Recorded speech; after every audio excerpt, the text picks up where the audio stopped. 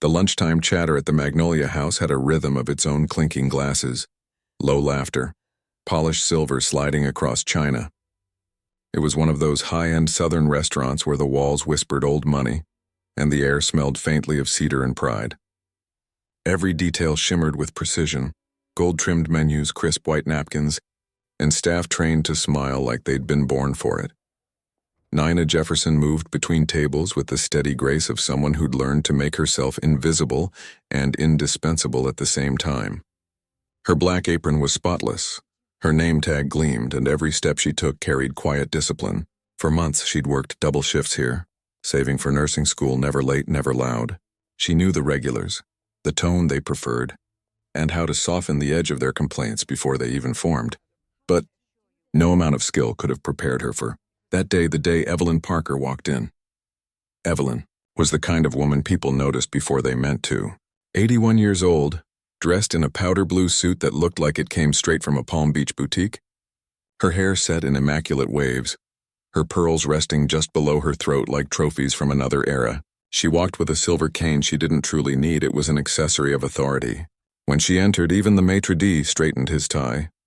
At her side was her grandson, Brian Parker, mid-30s, in a tailored charcoal blazer, and the expression of a man used to buying silence instead of waiting for service. They took their seats at table 4, the corner booth overlooking Peachtree Street, reserved only for the regular elite. Nina had served there before, though never to anyone like her. She approached with her usual warmth. "Good afternoon, ma'am. Welcome to Magnolia House. Would you like to start with a drink?" Evelyn didn't answer right away. Her eyes, pale and sharp as winter glass, were fixed not on the menu but on the delicate gold necklace glinting just above Nina's uniform collar. The room seemed to shrink around that look. "That necklace," Evelyn said finally, her voice carrying over the piano music. "Where did you get that?" Nina blinked, startled by the tone. "Oh, this? It was my mother's," she said softly, touching it with her fingertips. "She gave it to me when I graduated high school." Evelyn leaned forward, her knuckles pale against the tablecloth. "Your mother's?" she repeated, voice trembling in disbelief. "What was her name?" There was a pause long enough for nearby diners to notice the tension. Nina hesitated, then said, Clara Lewis." The name seemed to strike Evelyn like a gust of cold air. Her lips parted, but no sound came out. Then suddenly she rose, not with the elegance she entered with, but with urgency, her chair scraping back across the marble. Gasps fluttered around the dining room as the millionaire grandmother stood facing the stunned waitress. "Take it off," Evelyn whispered, her voice breaking. "Please, take it off and let me see."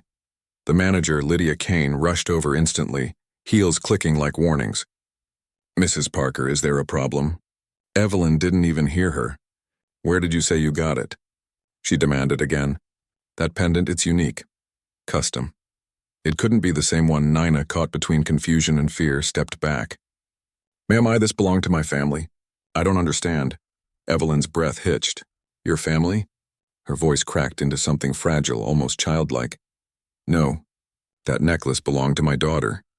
Every table nearby went still. Even the pianist's hands froze above the keys. The words hung in the air, surreal and irreversible.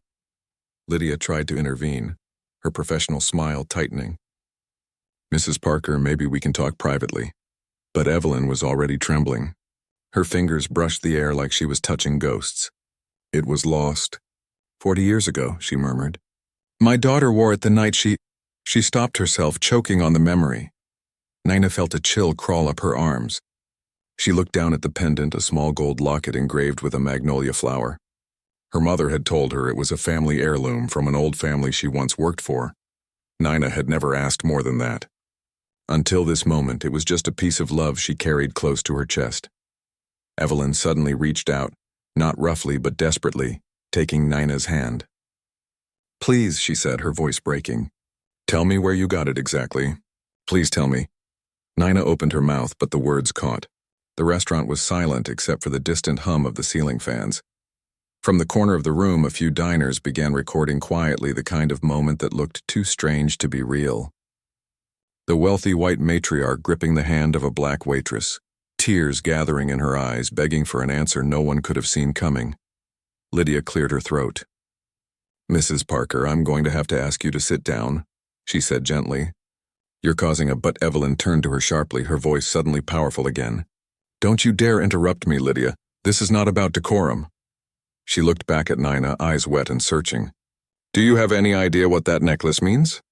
Nina's heart pounded. "No, ma'am," she said quietly. "Just that it belonged to my mama. She passed when I was 16, and that was when Evelyn Parker's hand flew to her mouth, and she began to sob, not polite tears, but deep, shaking cries that made the entire dining room hold its breath." Nina froze, helpless, as the old woman reached forward and wrapped her in a sudden, trembling hug, the kind you give when you find something you thought was gone forever. "Dear Lord," Evelyn whispered into Nina's shoulder. "It's you. It's really you." Across the room, Brian Parker stood up, confused and defensive. "Grandma, what's going on? You can't just grab the staff like that," but Evelyn didn't let go. "You don't understand," she said through tears. "She's family." The restaurant gasped in unison. Lydia's face went pale. Nina blinked, lost in disbelief. "Family?" she repeated. "What are you talking about?" Evelyn cupped her face gently. "Your mother, Clara?" she said, voice shaking. "She wasn't just someone who worked for us.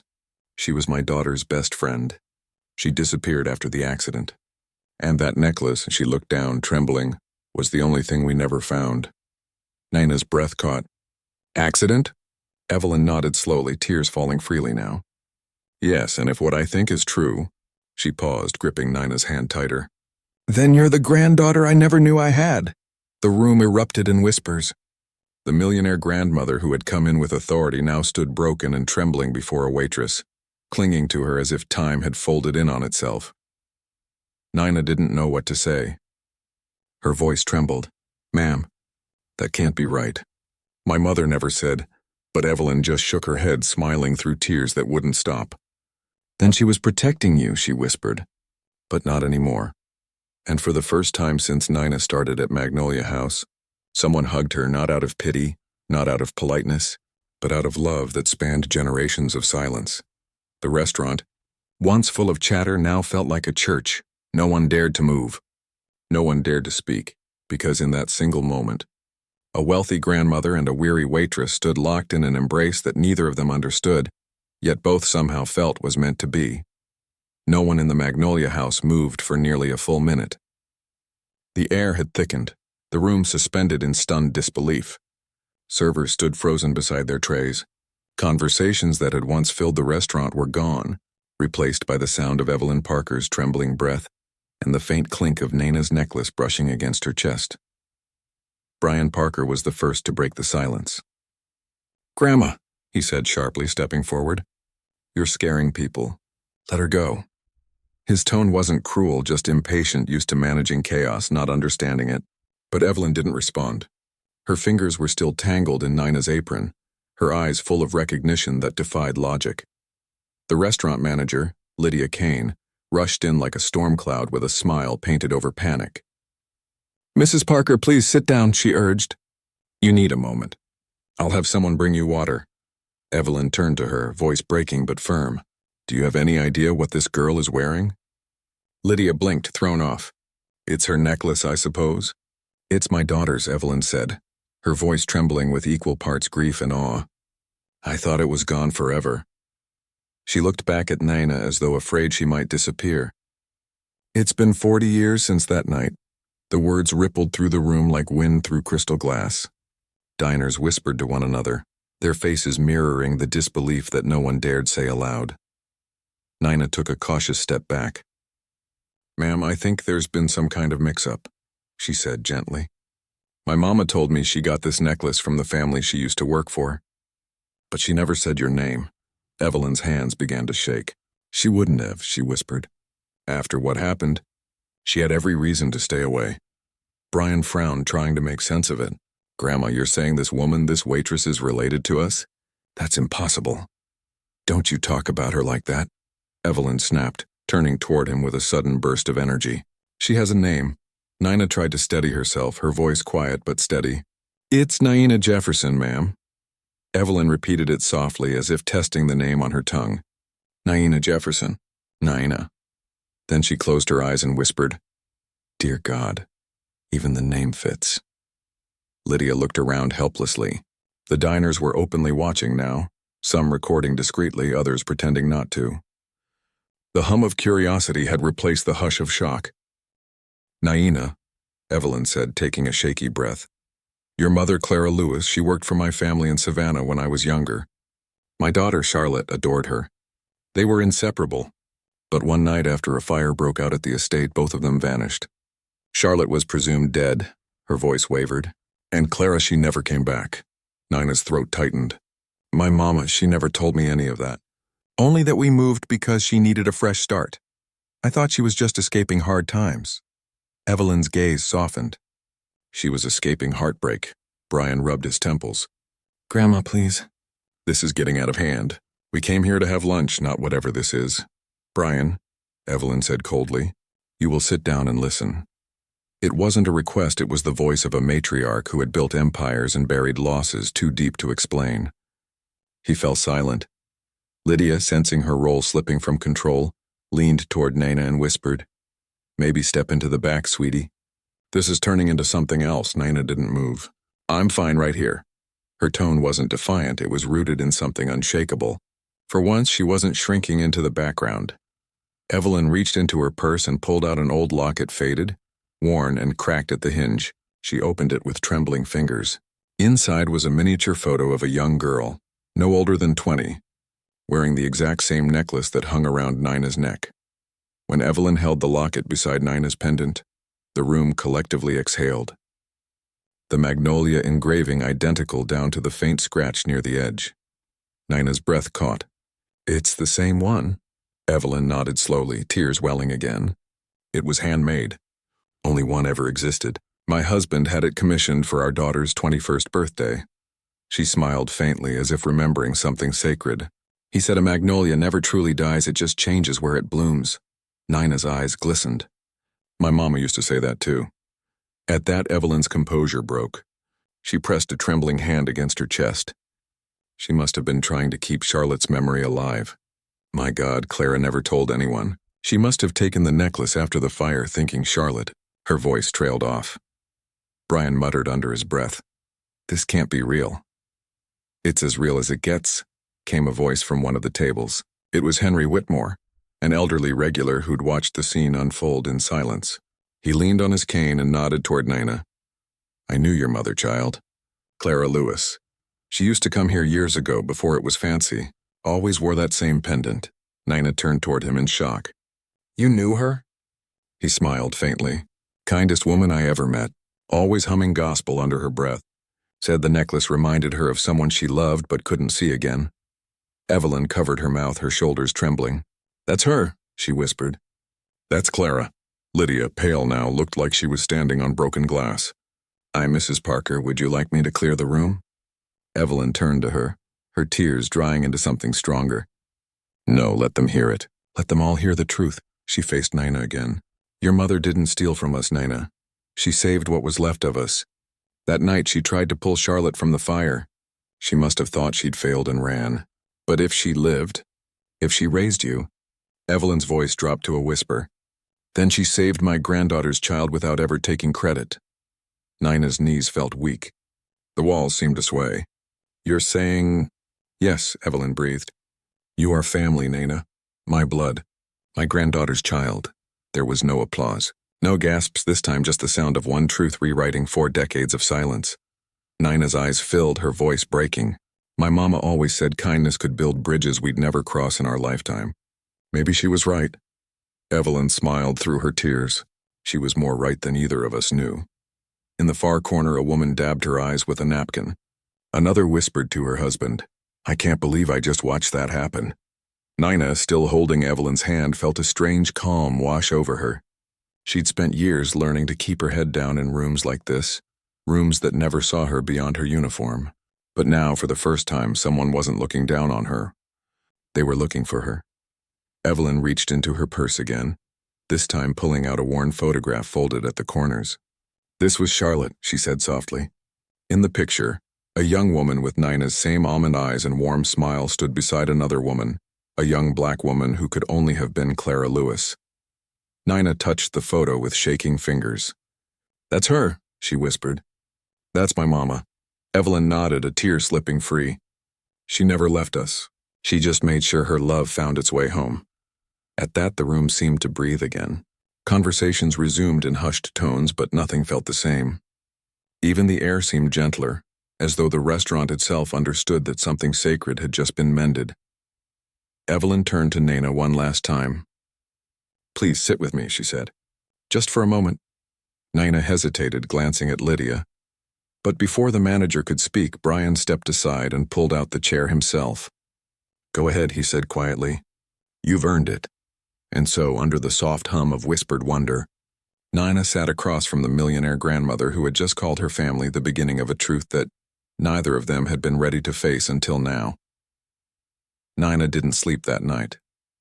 She sat on the edge of her small apartment bed, the necklace glinting faintly under the glow of a cheap desk lamp, replaying the afternoon over and over. The old woman's face, the trembling voice, the word family. For hours, she tried to make sense of it. She'd grown up on the east side of Atlanta, in a two-room house with peeling paint and the smell of jasmine always hanging in the air. Her mother, Clara Lewis, worked long hours as a housekeeper and part-time caregiver. Every night before bed, she'd hum the same old melody, a hymn that sounded older than both of them. Nina would ask about her father, and Clara would smile softly, brushing the question aside with, "Some stories are too heavy for small hearts." But the necklace, that was the one thing Clara never avoided talking about. "This belonged to a good family," she used to say, holding it between her fingers. "They lost more than they deserved. One day when you're grown, you'll understand why I kept it." Nina had never asked again. She'd simply accepted it as her mother's quiet treasure, a reminder of something private and precious. Now, years later, those words rattled inside her like marbles in a jar. The next morning, she went back to Magnolia House early, before the lunch crowd, before Lydia could find a reason to whisper. The place was quiet. The smell of lemon polish still clung to the wooden panels. The restaurant always looked different in silence, less elegant, more human. As she tied her apron, she heard a voice behind her. "You shouldn't have come in today." Nina turned. It was Tasha Green, her friend and co-worker. "You think I can stay home after what happened?" Nina said, half smiling, half exhausted. Tasha lowered her voice. "Girl, the whole city's talking about it. I saw it on Facebook. People posting about the billionaire grandma who hugged the waitress. They even said a news crew came by last night." Nina sighed. "That's what I was afraid of." Tasha leaned closer. "It's not all bad. Folks are proud of you. But Lydia's been pacing like her job's on trial." Nina didn't answer. She just adjusted her name tag and looked around the room, remembering the moment Evelyn Parker's tears soaked her shoulder. It didn't feel like power. It felt like something older, heavier, like history finally finding its way back. The sound of heels clicking across the floor broke her thoughts. Lydia Kane appeared from the kitchen door, holding a clipboard like a shield. "Nina," she said, tone brisk. "You're here early." "Yes, ma'am. I'm glad," Lydia said, though her tone betrayed nerves. "Mrs. Parker called this morning. She's coming back. And she requested you personally." Nina froze. "Me?" "Yes, said she has something to show you. She'll be here at 11. Tasha mouthed, "Oh my God," behind Lydia's back. Nina nodded silently. When the clock struck 11, the front doors opened again, same silver cane, same powder blue poise, but something gentler in her eyes. Evelyn Parker entered with a man Nina hadn't seen before, tall, dignified, late 60s, in a brown overcoat and glasses. "Nina," Evelyn greeted softly. "This is Dr. Nathan Cole. He's a family historian. He's been with my family for decades." The man smiled kindly and offered a small folder. "Mrs. Parker asked me to bring some records. I believe they might answer questions you both have." Nina's hands trembled slightly as she took the folder. Inside were old letters, black and white photographs, and a brittle newspaper clipping with the headline, "Fire destroys Parker estate, one presumed dead." She skimmed the words. It was dated 40 years earlier. The article mentioned Evelyn's daughter, Charlotte Parker, and a young housekeeper, Miss Clara Lewis, both trapped inside. Only one body had been recovered. The remains were identified as Charlotte's, though the jewelry on her person didn't match initial descriptions. Evelyn's voice wavered. "They said Charlotte was gone. They told me the locket she wore that night wasn't found in the ashes. I searched for years. I thought maybe she stopped looking at the necklace around Nina's neck. Now I know where it went. Nina read the article twice, then closed the folder gently. So my mother. She must have survived the fire. Maybe she thought Charlotte didn't make it and just ran. Dr. Cole nodded. The trauma of that night would have been unimaginable. If she believed she'd failed, she might have carried that guilt for the rest of her life. Evelyn's voice cracked. She never failed. She tried to save my daughter. She carried her memory for decades. And she gave that love to you. Naina swallowed hard, blinking back tears. She gave everything she had, she whispered. Even when there wasn't much left. Lydia stood nearby, speechless. The weight of what she was witnessing seemed to soften something in her. Mrs. Parker, she said quietly.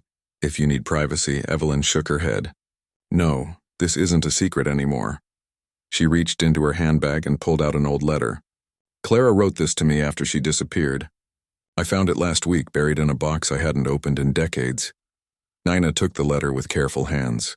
The paper was yellowed, the handwriting familiar yet foreign delicate cursive that curved like her mother's old grocery notes. Mrs. Parker, if you ever find this, please know I didn't run from you. I ran from the pain. Charlotte didn't deserve what happened, and neither did you.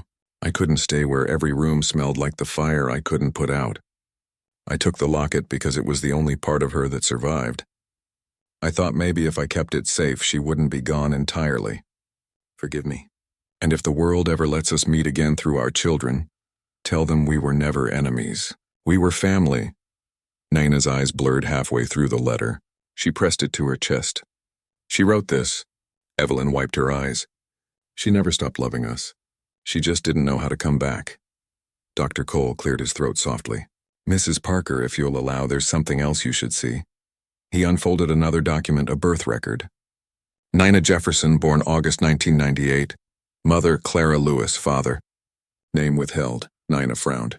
She never told me about my father. Evelyn's expression shifted shock, then realization. Charlotte was seeing someone before the fire. A man she couldn't tell her father about. A man who worked on the estate. She looked up slowly. Clara knew. She kept her friend's secret. Dr. Cole nodded gravely, which means the child Clara carried when she left might not have been hers alone to protect. Nina blinked, her breath catching. What are you saying? Evelyn took her hand. I'm saying, my dear, that you may not only be Clara's daughter, but my granddaughter's child. The words seemed to echo against the polished walls. Nina's legs wobbled and Tasha rushed to steady her. Evelyn continued, her voice trembling. It explains why you look like Charlotte. Why that necklace found its way back to you. Nina couldn't speak. The tears she'd been holding broke free. I don't even know what to feel. Evelyn pulled her into another hug. Feel what your heart tells you. That's all that matters now. Tasha's eyes filled as she watched them. Even Lydia turned away, her professional mask cracking for the first time. After a moment, Nina whispered, I thought I was just serving tables to get through school. I never thought I'd be serving the truth. Evelyn smiled faintly. Sometimes, dear, the truth comes to find us when we stop chasing it. Outside, the streetcar bells rang faintly through the glass, and sunlight poured across the restaurant floor, falling in a perfect beam that touched both women where they stood, one carrying the past, the other carrying its return. And as Nina looked down at the necklace, her mother's, her grandmother's, maybe even her great-grandmother's, she finally understood what Clara meant when she said some stories were too heavy for small hearts. Because some hearts, like hers, had to grow first to be strong enough to hold them. When Evelyn Parker returned to her mansion that evening, the silence felt heavier than it ever had before. The hallways were the same portraits of ancestors in gilded frames, polished marble floors that reflected a lifetime of privilege. But something inside her had changed. Every echo of her heels down that hallway seemed to ask the same question. What have you missed, Evelyn? She lowered herself into the armchair by the window, the same spot where she had sat nearly every night since her husband's death. Outside, Atlanta's skyline shimmered in the distance, but she wasn't looking at the city. Her gaze lingered on the reflection of her own face in the glass, the face of a woman who had spent her life holding power, yet had been powerless in the one moment that mattered most. On the coffee table lay the same worn photograph she had shown Nina, Charlotte and Clara, smiling on the porch steps of the old Savannah estate. They looked inseparable, two young women standing shoulder to shoulder, one white, one black, bonded not by blood, but by a love stronger than the boundaries the world tried to draw between them. Evelyn picked it up with trembling fingers. "Charlotte," she whispered to the photo. "I thought I lost you. I thought the fire took you from me, but you were there all along through her." For decades, Evelyn had carried guilt like an inheritance. She remembered that night as if it had just happened. The estate's dining hall had been full of guests' laughter, piano music, the faint smell of bourbon and cigars. Charlotte had been upstairs upset about something, refusing to come down. Clara had gone up to check on her. Minutes later, a scream had shattered the air.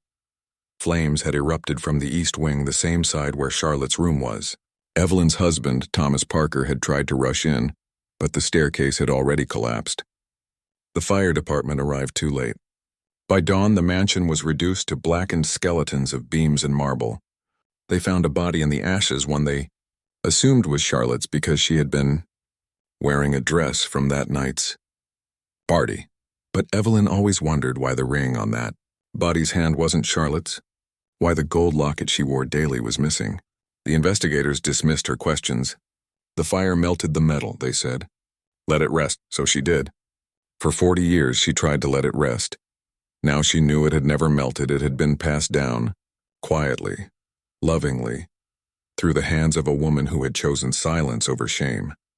Evelyn stood slowly, her body old but her resolve steady. She crossed to a mahogany cabinet and opened a small drawer she hadn't touched in years. Inside were letters, dozens of them, all written to Clara but never sent. Some were apologies, others were confessions. The last one she'd written was dated 1986. "If you ever find peace, I hope you forgive me for believing the wrong people, for letting this house become your prison instead of your refuge." Her throat tightened. For years she'd been angry at Clara for leaving, never realizing Clara had left to protect something sacred, and now, through Nina, she'd been given a second chance to put that right. The next morning, Evelyn called her grandson, Brian. He arrived reluctantly, expecting another lecture on manners or money. Instead, he found her in the sitting room, surrounded by boxes. "What's all this?" he asked, eyeing the mess. "History," she said simply. "Our history." Brian sighed, rubbing the back of his neck. "Grandma, look, I don't know what that woman told you, but—" Evelyn cut him off, her voice sharp. "That woman is your blood," he froze. "You can't be serious." "I've never been more serious in my life," she replied. "Nina Jefferson is your cousin, Charlotte's granddaughter, which makes her part of this family, whether you like it or not." Brian laughed under his breath, but it was a nervous laugh. "You're talking about a waitress, Grandma. You think a waitress is—" Evelyn slammed her cane against the floor. "I think she's family, and I think that's the problem you're too blind to see worth beyond a nameplate." Brian swallowed hard. "You're making a mistake." "The mistake," she said coldly, "was made 40 years ago when we let this family's heart burn with that house. I won't let it happen again." He looked at her, seeing for the first time that his grandmother, the woman who ran Parker Holdings with an iron will, wasn't angry. She was mourning. She reached into one of the boxes and pulled out a deed. "When I'm gone, the Savannah property goes to her. It's where it began and it's where it should heal." Brian stared. "You're leaving the estate to her? A stranger?" Evelyn's gaze sharpened. "She's not a stranger, Brian. She's a reminder of who we were before we forgot how to care." He didn't have a response. He just turned and walked out, the sound of his footsteps fading into the hall. Later that afternoon, Evelyn returned to Magnolia House. Naina was wiping down tables, her mind somewhere between disbelief and duty. When she looked up and saw Evelyn at the door again, her heart stuttered. "Mrs. Parker," she said softly. "I didn't think you'd come back so soon." Evelyn smiled faintly. "I wasn't sure I could stay away." They sat together in the corner booth where it had all begun. For a while, neither spoke. The air between them was heavy with everything they didn't know how to say. Finally, Evelyn reached into her purse and slid a small velvet box across the table. "This belonged to Charlotte," she said. "It should be yours." Nina hesitated before opening it. Inside was a delicate brooch shaped like a magnolia bloom, its petals carved from mother of pearl. She traced the edges with her fingertips. "It's beautiful." "It's more than that," Evelyn said softly. "It's a promise. My daughter always said magnolias were stubborn flowers. They bloom even when the soil's cracked." "You remind me of that." Nina looked down, her throat tightening. "I don't know how to thank you." "You don't need to. Evelyn replied. You already gave me something I thought I'd never get back a chance to make peace. They sat in silence for a long time, 2 generations separated by decades of misunderstanding, slowly realizing that love had found its way through the ashes after all. When Nina finally spoke, her voice was gentle but firm. Mrs. Parker, do you really believe I'm your granddaughter's child? Evelyn nodded without hesitation. I don't need a test to know what I saw in your eyes. You carry both of them Charlotte's grace and Clara's strength. Nina smiled faintly through tears. My mama used to say I had a stubborn streak. She got that from Charlotte, Evelyn said, chuckling through her emotion. And the kindness that was all Clara. For the first time since that day, Nina laughed. It wasn't loud or forced, just the quiet kind that sounds like forgiveness finding its voice. Evelyn leaned back, a look of relief softening her entire face. You know, she said, for years I thought wealth could buy peace. Turns out peace comes from the people you least expect. Nina looked at her touched, and sometimes from the ones you thought you'd lost. The old woman nodded. You and we've got a lot to make up for. But we'll start with lunch. They both smiled, one cautious, one grateful as if testing the sound of a new beginning.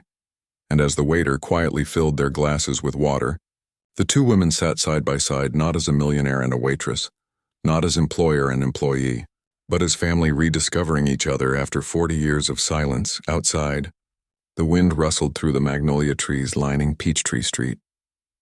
The petals drifted down like white confetti, and for the first time in decades, Evelyn Parker let herself believe that forgiveness was possible and that maybe, just maybe, the past could bloom again. The next morning, Nina woke to the sound of her phone buzzing on the nightstand. It was a number she didn't recognize. When she answered, a calm, educated voice spoke. Ms. Jefferson, this is Dr. Nathan Cole. I believe there's something both you and Mrs. Parker need to see. Within an hour, Nina was sitting in the back of a black sedan, the city skyline fading behind her as they drove toward the outskirts of Atlanta. Evelyn sat beside her, wrapped in a cream shawl, silent, watching the trees blur by. Every few minutes, her fingers brushed the edge of her pearl bracelet like she was counting the seconds. When they arrived, the sign read, State Historical Archive, Savannah Division. Inside, the air smelled of dust and paper, the kind of air that carries ghosts.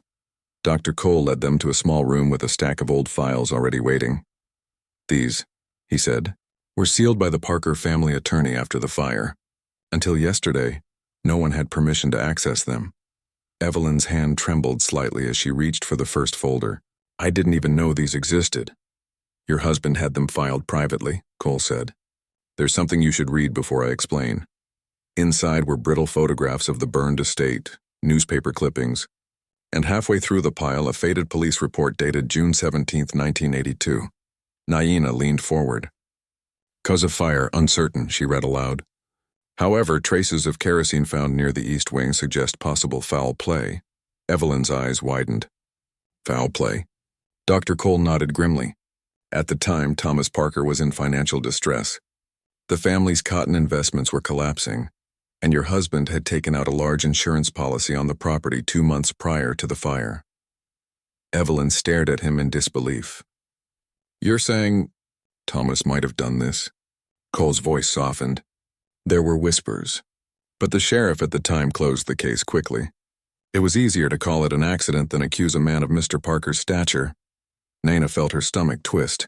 So my mother and your daughter, you were trapped in a fire that wasn't an accident, Evelyn finished for her, voice barely a whisper. She pressed a trembling hand against her forehead. My God, Cole continued. After the fire, your husband filed the claim and rebuilt the business. But the guilt never left him. When he died, I think that was what broke him in the end. Evelyn's hand shook as she turned another page. There, clipped to the report, was a letter dated a week after the tragedy. It was written by Clara Lewis. Mrs. Parker, I'm leaving tonight. I can't bear what I know. Your husband didn't mean for it to go so far, but he used kerosene to stage a fire for insurance. It spread faster than anyone imagined. I tried to save Charlotte, I swear it. But by the time I reached her room, the stairs were gone. I barely escaped myself. Please don't hate him. Just protect what's left. Evelyn covered her mouth. Her tears came without warning. He said it, she said, voice cracking. All these years I blamed Clara. I thought she ran away out of guilt, but she ran because she knew the truth. Nina's throat tightened. And she kept that secret for you, for all of you. She carried that burden her whole life. Evelyn sank into the chair, her strength unraveling. She saved us from scandal, from prison, from ruin. Her voice broke into a whisper. And I repaid her by calling her ungrateful. Nina knelt beside her. She forgave you long before you even knew you needed it, she said softly. She just couldn't say it out loud. Cole nodded, closing the file. There's more. The letter included instructions. Clara said she was taking in Charlotte's newborn daughter. The baby had survived. Evelyn's head jerked up. Charlotte's baby? Cole gave a single nod. According to hospital records, an infant was brought in by a woman named Clara Lewis the same night as the fire. The baby's birth certificate listed the father as unconfirmed. The mother's name was Charlotte Parker. Nina's breath caught. That's me? Evelyn's cane fell to the floor. Then it's true, she whispered. You're not just Clara's child. You're Charlotte's. The room went silent. Only the faint hum of the air conditioner filled the space. Nina couldn't move. She never told me, she whispered. All these years I thought she was my mother. She was, Evelyn said, taking Nina's hand. She was your mother in every way that mattered. She raised you. She protected you. She loved you more fiercely than anyone else could have. Nina's tears fell freely now, and she kept it from me because she didn't want me to hate where I came from. Evelyn nodded. She wanted you to live free of the shame she had to carry. For a long while, neither of them spoke. Evelyn sat in quiet devastation, Nina in quiet revelation. Two lives, once separated by walls of class and color, were now bound by the same grief and the same truth. Finally, Evelyn straightened. I need to do something, she said softly. Something right. She turned to Dr. Cole. We'll reopen the fire case. Not for punishment, for record. Clara's name will be cleared. Charlotte's death will be set right. Cole nodded. I'll make the arrangements. Evelyn looked at Nina, eyes full of sorrow and awe. You changed everything, Nina. You didn't just walk into that restaurant. You walked into a past that refused to heal itself until you showed up. Nina smiled faintly through her tears. I guess we both walked into something we didn't expect. They left the archives together. Outside, the sky was overcast, heavy with gray clouds.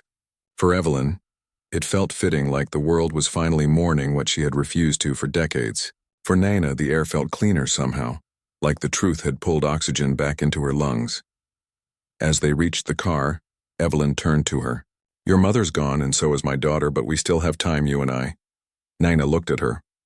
Time to do what? To build something honest, Evelyn said, her voice steady now.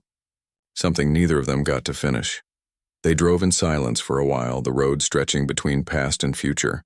Nina looked out the window, her hand resting on the necklace, the same piece that had survived the flames, the same one that had carried their story forward. And for the first time, Evelyn didn't see it as a symbol of loss. She saw it as proof that love can outlast anything, even fire. When they reached the city limits, Evelyn leaned back in her seat, her voice quiet but certain. Tomorrow I'm holding a press conference. The world will know what really happened, not to scandalize our name, to redeem it. And your mother's name will be said with honor. Nina turned toward her. You don't have to do that. Evelyn smiled faintly. I do, because silence protected this family long enough. Now truth will protect you. Outside, the rain began to fall, soft, steady, cleansing. And for the first time in 40 years, Evelyn Parker didn't feel haunted by the fire that destroyed her home. She felt grateful for the woman who had carried its last spark and turned it into light. That night, in her quiet apartment, Nina placed the necklace on her nightstand beside the magnolia brooch. She whispered, "Thank you, Mama," before turning off the lamp. And somewhere, far beyond the reach of flames or guilt, Clara Lewis finally rested. By noon the next day, reporters filled the lobby of the Magnolia House. Cameras flashed beneath the chandelier, microphones bristled in the air, and the low hum of conversation rippled like electricity. No one could believe the story that had leaked overnight. The Parker fire wasn't an accident, and the waitress at Magnolia House was the lost heir. Evelyn Parker sat at the head of a long oak table, flanked by Nina on her right and Dr. Nathan Cole on her left. She looked poised, but there was a stillness to her hands that betrayed nerves. The cameras loved her, the way they always had, the silver hair, the calm composure, but this time her image was not for control. It was for confession. Across the room, Lydia Kane stood among the restaurant staff, trying not to meet Naina's eyes. The night before, she had drafted a resignation letter she never sent. She was still trying to understand what it meant to serve someone she had once underestimated so badly. Evelyn waited for the noise to fade, then spoke into the cluster of microphones. "Thank you all for being here," she began, her voice low but clear. "For 40 years, my family lived under a lie. Today, we're ending it." The room went silent. She continued. "In 1982, a fire destroyed the Parker family estate in Savannah. The official record listed my daughter, Charlotte Parker, as deceased. Her friend and housekeeper, Clara Lewis, was said to have fled the scene. For decades, I believed that story. I believed Clara ran away out of guilt. I was wrong." Naina sat still beside her, fingers laced tightly in her lap. Evelyn's tone deepened. "My husband, Thomas Parker, staged the fire for insurance relief. He didn't mean for anyone to die, but the fire spread beyond his control. Clara tried to save my daughter. She carried the only surviving child from that fire, Charlotte's newborn, and raised her as her own." Gasps echoed through the room. Reporters looked up from their notes, disbelief flashing in their eyes. Evelyn didn't flinch. "That child is the woman sitting beside me.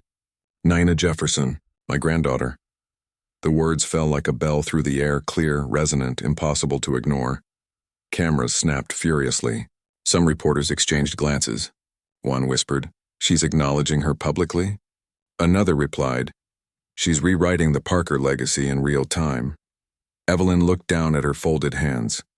"I have lived long enough to know that wealth can bury truth, but it cannot destroy it. The Parker name will no longer stand on silence.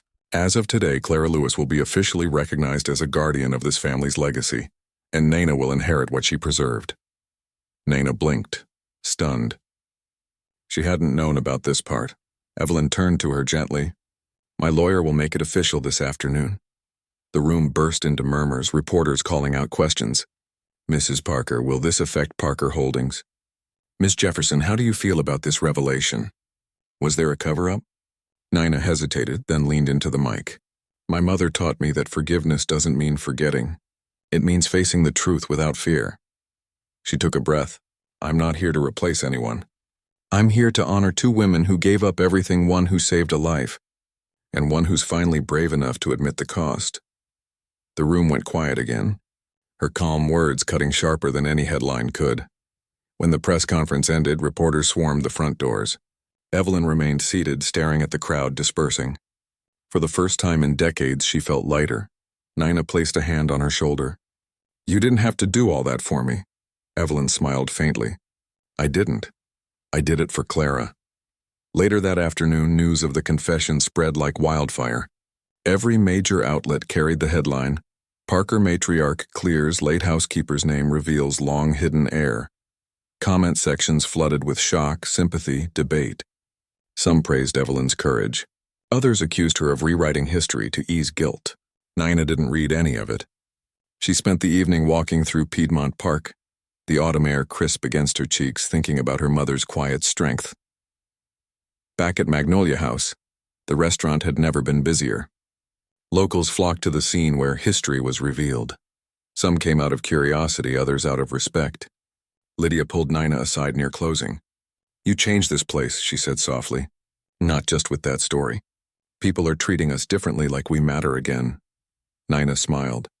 "Maybe we always did. We just needed someone to see it." That night, she went to see Evelyn again. The older woman was sitting by the fire, the glow reflecting off the framed photo of Charlotte and Clara on the mantel. "You remind me of them both," Evelyn said quietly as Naina entered. Charlotte was passionate, reckless, always chasing light. Clara was patient, grounded, unshakable. Together they balanced each other. "And now," she smiled faintly, "the world has them both again through you." Naina sat down beside her. "You know," she said softly, "my mama never blamed anyone. She said some tragedies were too complicated for villains." Evelyn nodded slowly. She was right. Sometimes there's no villain, just people who were too afraid to tell the truth. They sat in comfortable silence for a moment. Outside, the rain had stopped, leaving behind the smell of wet magnolia leaves. Evelyn turned to her. "I want to ask something of you." "Anything," Naina said. "I want you to run Magnolia House," Evelyn said. Not as a restaurant employee, as its owner. Rename it if you want. Make it something new. Something honest. Nina's breath caught. Mrs. Parker, Evelyn smiled. You've earned it. And if this family name means anything anymore, it should stand for the truth you brought back to it. Naina's eyes filled. I don't even know where to start. Evelyn leaned back, her voice soft. Start by serving people the way Clara did. With kindness. That's the only legacy that lasts. They sat there, two women from different centuries of the same story, letting the fire crackle between them. The next morning, Magnolia House opened with a new sign hanging on its door. In delicate gold letters it read, The Clara Room in honor of love that survived fire. Guests paused as they entered, reading the inscription below it. Dedicated to those who carried truth quietly until the world was ready to listen. Inside, Nina stood near the counter, wearing her same apron but this time, with her name embroidered across the chest not as staff, but as owner. The first customer that morning was a familiar face, Lydia, smiling shyly, holding a magnolia bloom in her hand. For the counter, she said. Nina placed it in a vase beside the register. Thank you, she said softly. Evelyn arrived moments later, leaning on her cane, the silver necklace glinting in the morning light, a matching one Nina now wore every day. When their eyes met, there were no titles, no apologies, no barriers left. Just two women bound by what truth finally allowed them to be family. And as customers filled the room, Nina realized something her mother had always known but never said. Sometimes it takes fire to show which parts of us were made to last. The first week after the press conference was a blur. News vans lined the block outside the Clara Room. Photographers leaned over velvet ropes, hoping for a glimpse of Evelyn Parker's new granddaughter. The story had spread beyond Georgia. Talk shows debated it, tabloids twisted it, and the Parker name once again sat at the center of dinner table gossip across America. For Nina, it was surreal. She had spent her entire adult life serving people who never bothered to look her in the eye. Now those same types of people were showing up just to look at her. On the second morning, a crowd waited outside before opening hours. A reporter shouted through the door, Nina, is it true you're inheriting the Parker fortune? Another yelled, are you changing the restaurant's policy to only serve working-class guests? Nina didn't answer. She turned the sign to open and walked to her new post behind the counter. Her hands were steady, her heart not so much. Inside, the Clara Room looked different now. The old portraits of wealthy patrons had been replaced by photos of Savannah and Atlanta workers from the 1940s and 50s, cooks, gardeners, seamstresses, and hotel attendants. People who, like Clara, had built empires they'd never get credit for. That morning, the first customer wasn't a journalist or a socialite. It was an older man in overalls and work boots. He stepped inside quietly, hat in hand. Nina smiled. Good morning, sir. Table for one, he nodded. Heard about your mama on the news. Thought I'd come see what kind of place she raised. Nina's smile softened. She'd like that. As she poured him coffee, he glanced at the framed inscription by the door. Dedicated to those who carried truth quietly until the world was ready to listen. His eyes misted. It's about time somebody put that on a wall. By noon, the restaurant was packed. Former Magnolia House regulars sat shoulder to shoulder with first-time visitors who just wanted to see the place where the story broke. There were whispers, photos, too many phones, but amid the chaos, the hum of connection replaced the tension that once filled these walls. Still, not everyone celebrated. That afternoon, a sharply dressed man entered with two others in matching suits. He went straight to Nina's counter, not bothering to remove his sunglasses. I'm here on behalf of Parker Holdings, he said smoothly. My name's Howard Stone. Nina exchanged a cautious glance with Tasha, who now worked as her assistant manager. And how can I help you, Mr. Stone? He smirked faintly. You've caused quite a stir. Mrs. Parker's announcement shook a few investors. There's concern about reputational fallout. Nina's jaw tightened. You mean about the truth? Howard chuckled.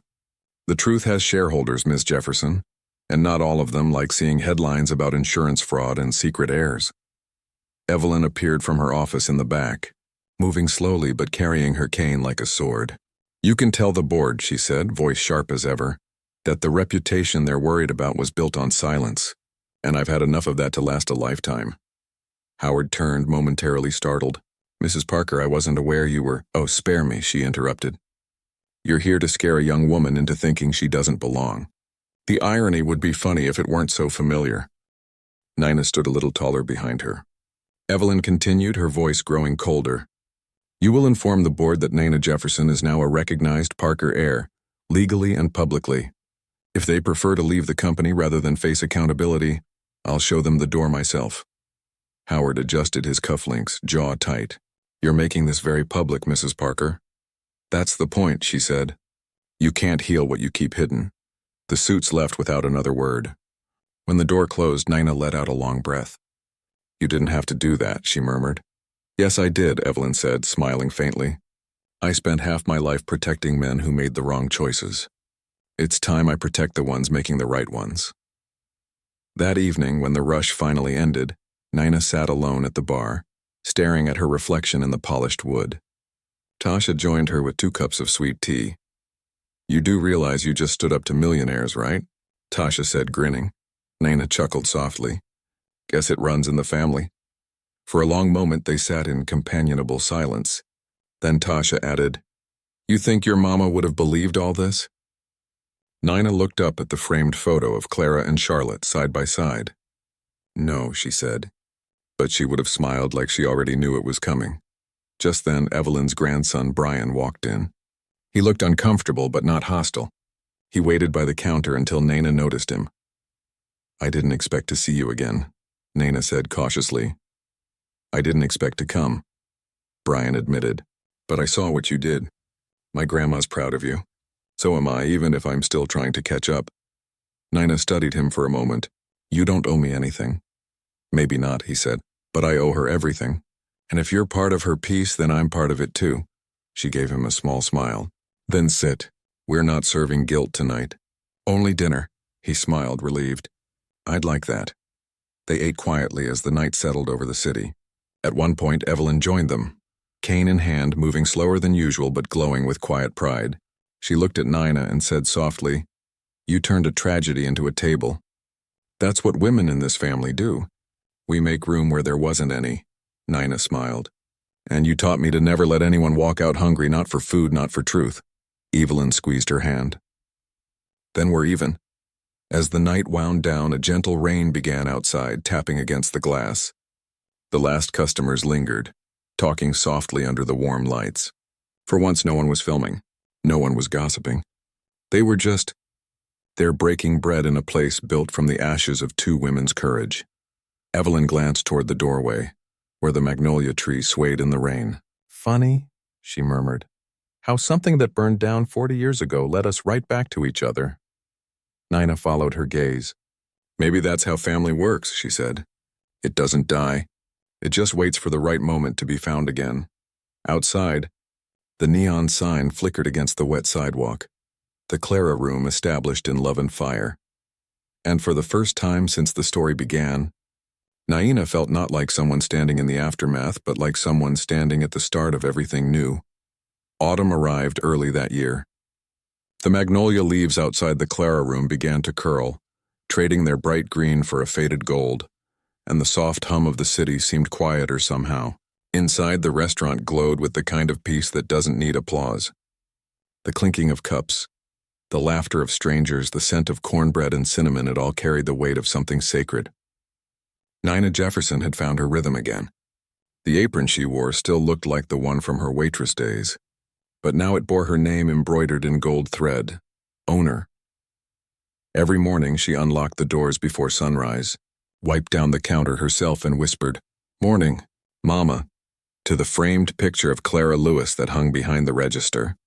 On that particular morning, her phone buzzed a reminder that she was due at the Parker estate. Evelyn had been unwell for weeks now. The strong, sharp-tongued woman who once faced down boardrooms and reporters with fire in her eyes was starting to fade. Nina arrived just after noon, carrying soup and a loaf of cornbread wrapped in a towel. The mansion felt hollow, like a song missing its last verse. Evelyn was sitting by the window, a blanket across her knees, a book open but unread. You brought food again, Evelyn murmured, smiling faintly. I'm still trying to fatten you up, Nina teased, setting the tray on the table. You can't scare off doctors on an empty stomach. Evelyn laughed softly. I'm not scaring anyone anymore, dear. These days, I'm mostly just remembering. Naina sat beside her. What are you remembering today? Evelyn's gaze drifted to the magnolia trees outside. How I used to think being strong meant never breaking. But it doesn't. Strength is admitting when you were wrong and then doing something about it. She looked at Naina with tired but luminous eyes. You taught me that. Naina felt her throat tighten. You taught me how to fight without shouting. Guess we balanced each other out? They sat together quietly for a while. Then Evelyn reached for a small envelope on the side table and handed it to her. When I'm gone, this will make more sense, she said gently. Promise you'll read it only when you're ready. Naina nodded, though she didn't want to hear what Evelyn was really saying. Over the next few weeks, Naina visited daily. Some days Evelyn was alert and talkative, recalling stories of Savannah summers, of Charlotte's laughter, of Clara's quiet courage. Other days she was weak, drifting between memories and dreams. One night Evelyn dozed off mid-conversation. Naina stayed beside her, holding her hand, watching the flicker of candlelight on her silver hair. Before leaving, she whispered, "Good night, Grandma." It was the first time she'd ever said it aloud. 3 weeks later, just before dawn, Brian called. His voice was calm but broken. She passed in her sleep, he said. Peacefully, just how she wanted. Naina sat still for a long time. Then she looked at the locket resting on her nightstand and whispered, "Thank you." Evelyn Parker's funeral was unlike anything Atlanta had seen. People came from everywhere, former employees, local officials, old friends, even rivals. But no one spoke about her wealth. They spoke about her courage. When it was Naina's turn at the podium, she didn't bring notes. She didn't need them. She told me once that the worth of a name isn't in the money it carries, but in the truth it stands for. Naina said, her voice clear and steady. She spent her final years making peace with the past. And now I'll spend the rest of my life making sure no one forgets what it cost her to do it. The crowd fell silent. Even those who had never known Evelyn Parker personally wiped away tears. After the service, Naina drove alone to Savannah. The old Parker estate, once a symbol of tragedy, had been restored as part of the Clara and Charlotte Foundation, a project Evelyn had started before her passing. Its mission: to train young people in hospitality, history, and leadership. When Naina stepped through its iron gates, the air smelled faintly of magnolia and sea salt. The mansion had been rebuilt, but the garden still held traces of the old one-roots that had survived the fire. Under the largest tree stood a plaque, Charlotte Parker. Clara Lewis, Evelyn Parker, 3 women, 1 truth. Naina knelt and laid a magnolia blossom at its base. "We did it," she whispered. Later that night, she opened the envelope Evelyn had given her. Inside was a letter written in that familiar, graceful hand. "My dearest Naina, if you're reading this, it means I've finally gone home to Charlotte, to Clara, to peace. You gave me something I didn't deserve but always hoped for. Forgiveness. You reminded me that history isn't written by the perfect. It's rewritten by the brave. Don't let the world harden you, my girl. Lead with grace, but never forget your fire. And when people ask about me, tell them I wasn't brave, I was just finally honest. That's all courage ever is. Love, Grandma." Naina pressed the letter to her heart. The tears came quietly this time, not from sorrow but from gratitude. 6 months later, the Clara room had grown into something no one could have predicted. It wasn't just a restaurant, it was a movement. The walls that once held whispered conversations about scandal now echoed with laughter, learning, and second chances. Every server, every cook, every hostess knew the story. Naina told it to them not as a cautionary tale, but as a legacy. "We serve food," she'd say, "but we feed dignity." The Savannah property officially opened as the Clara and Charlotte Home for Truth and Heritage. Naina stood on the front steps for the dedication ceremony, Brian at her side. The mayor presented a plaque, journalists took notes, and the crowd applauded as Naina spoke. "This house once held secrets," she said, her voice steady over the microphone. "Now it holds lessons. My grandmother taught me that silence can protect a lie, but truth protects generations."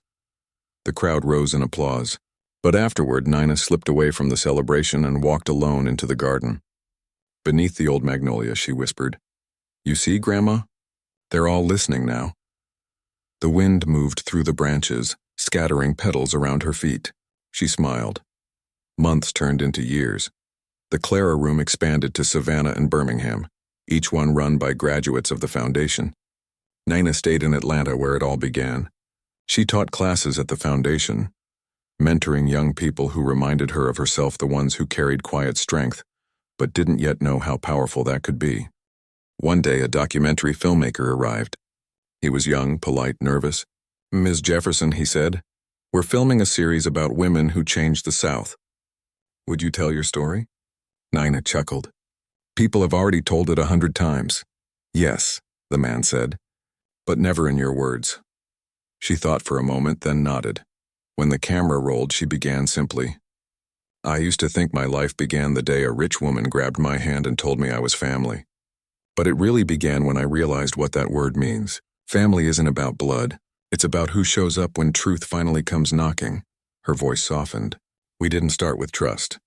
We started with pain. But pain is just love that hasn't found its way home yet. And somehow we found our way." The interviewer lowered his camera, quietly moved. "That's powerful," he said. Nina smiled. "It's not powerful. It's true." The film aired nationwide. People wrote letters, students, mothers, waitresses from small towns who saw themselves in her story. The most common line in those letters was simple: "You made me believe forgiveness is possible." 10 years after Evelyn's passing, Naina walked through the Clara room at dawn. The restaurant glowed in the early light. New faces worked behind the counter now, but the energy was the same, warm, purposeful, alive. On the wall behind the register hung a brass plaque with the inscription Evelyn had once dictated herself. "The fire built us, but the truth saved us." A young hostess, barely 20, her first week on the job, approached shyly. "Ms. Jefferson, I heard the story. About your mother and your grandmother and all that?" "It's beautiful." Nina smiled. "It's yours now, too. Everyone who works here carries a piece of it." The girl smiled back. "Then I'll make them proud. I know you will." Naina stepped outside, breathing in the crisp morning air. The magnolia trees were in bloom again, their petals bright against the rising sun. She reached up and caught one that drifted down, turning it between her fingers. So much had changed, yet everything that mattered remained. Clara's strength, Evelyn's redemption, the truth that burned but also healed.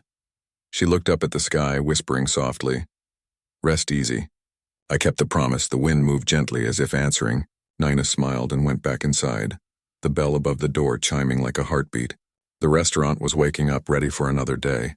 And there, beneath the soft glow of morning, the Clara room stood tall, proof that the past, no matter how painful, can still bloom into grace. Because some fires don't destroy legacies, they forge them.